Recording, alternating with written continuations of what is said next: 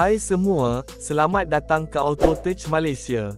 Hari ini kami akan kongsikan semua maklumat lengkap mengenai Perodua Axia 2025, sebuah kereta kompak yang sangat sesuai untuk kegunaan harian rakyat Malaysia.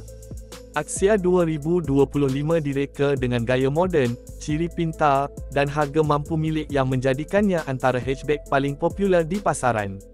Dikuasakan oleh enjin petrol 1.0 liter 3 silinder dengan teknologi VVTi, ia menghasilkan 67 kuasa kuda pada 6.000 revolusi per minit dan 91 Nm torque pada 4.400 revolusi per minit. Anda boleh memilih sama ada transmisi manual 5 kelajuan atau transmisi CVT 2 mode di CVT, yang memberikan pemanduan lebih lancar dan penjimatan bahan api yang hebat, sehingga 27.4 km/h mengikut kitaran pemanduan Malaysia, MDC. Dari segi saiz, Axia 2025 berukuran 3.760 mm panjang, 1.665 mm lebar dan 1.505 mm tinggi, cukup kompak untuk memudahkan pemanduan di bandar. Ia boleh memuatkan 5 penumpang dengan ruang bak 265 liter yang sesuai untuk barangan harian atau perjalanan singkat.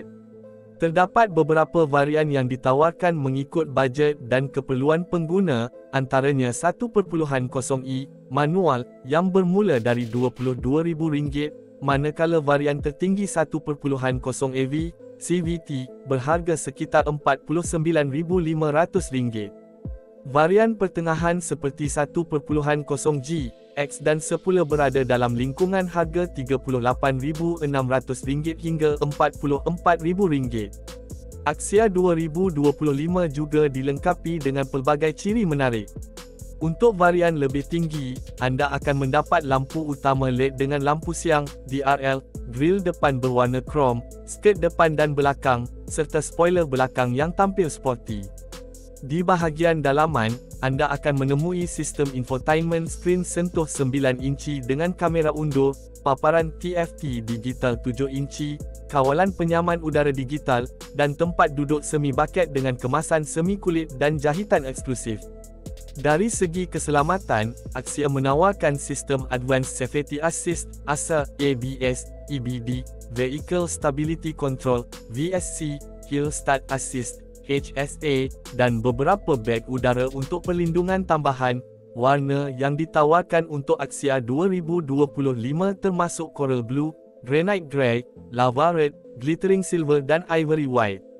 Secara keseluruhannya, Perodua Axia 2025 adalah pilihan terbaik bagi rakyat Malaysia yang mencari kereta yang bergaya, selamat, jimat minyak dan mesra bajet.